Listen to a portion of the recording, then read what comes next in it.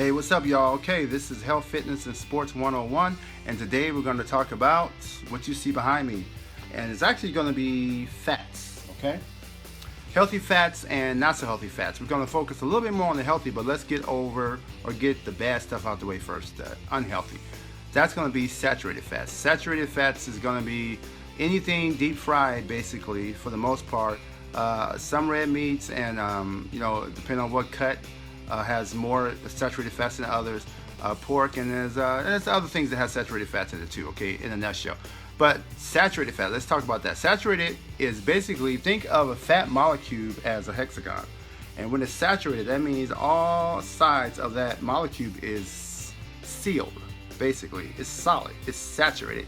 So when you ingest it, your digestive juices have a hard time penetrating it, that fat cell, to break it down from the inside out. So because it can't really do that, or it has a hard time doing that, some of those saturated molecules can be stored in your arteries, or at the very least won't go to where it needs to go to help you, okay? So it doesn't absorb that well because it's hard to break down in a nutshell, okay? Plus it's high in calories, okay? So that's all not a good thing, okay? So foods that have saturated fat in it, is you want to avoid those, or just go eat those moderately, okay? Moderately. Now, the good stuff, and the two different kinds is monounsaturated fats and polyunsaturated fats. So mono, meaning one, you guessed it, it has one opening, so that same molecule, now the digestive juices can get inside that one opening and can break it down from the inside out. Now it can be utilized a little bit more, go to where it needs to go, and has less of a chance to store in your arteries, okay? Polyunsaturated fat is more than one, there's many, so it's going to have two or more. Now those digestive juices can really get in there and break it down quicker, more efficiently, and send it where it needs to go even better. So that's the best ones, okay? So of those unsaturated fats, I always say the mono would be considered the B, and the polyunsaturated fats would be considered the A+. Both really good. One is just good, and the other one is excellent. Some examples of those is going to be, let's talk about oils.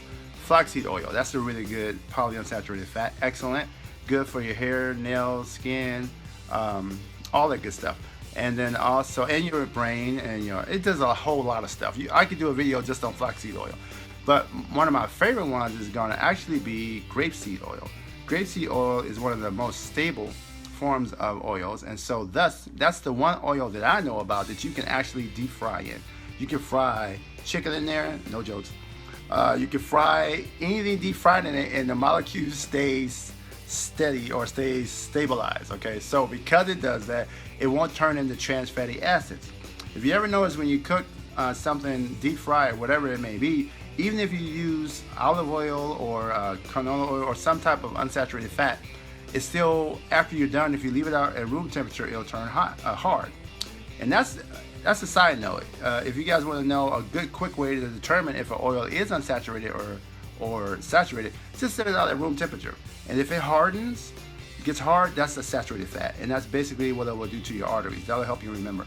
And if it stays liquidy, it's much more easier in your system, that's the unsaturated fat.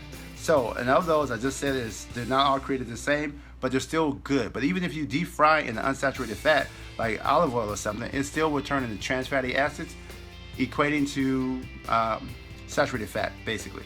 But the one that doesn't do that is grapeseed oil. Grapeseed oil does not do that. You can deep fry in that. So if you're gonna do it, use that one, and it's much easier on your system and your arteries, okay? That was it, okay? Some good examples. Food-wise, I already mentioned a few on the saturated, but the unsaturated is gonna be anything you see behind me, basically. Salmon, avocado, flax seeds, nuts, almonds, those are unsaturated examples of unsaturated fats, okay? I have another video on each one of these and go into more detail on this, but for now, this is one-on-one. I hope this is helpful. Please comment below and let me know what you think and some of the information you've learned over the years. I've been a nutritionist about 16 years and a trainer and a professional boxer for about 20. I don't claim to know it all, but I know a lot, but I'm always trying to learn from others. Questions, I'll answer them as soon as possible, normally within 24 hours or sooner. And just thanks for watching. Please like and share this video, and subscribe to this channel, because I'll have more on nutrition, more on healthy living type things, more on fitness, training, weights, different things like that, and also on sports, everything from boxing to basketball. Okay, to health. Thanks for watching. Bye-bye.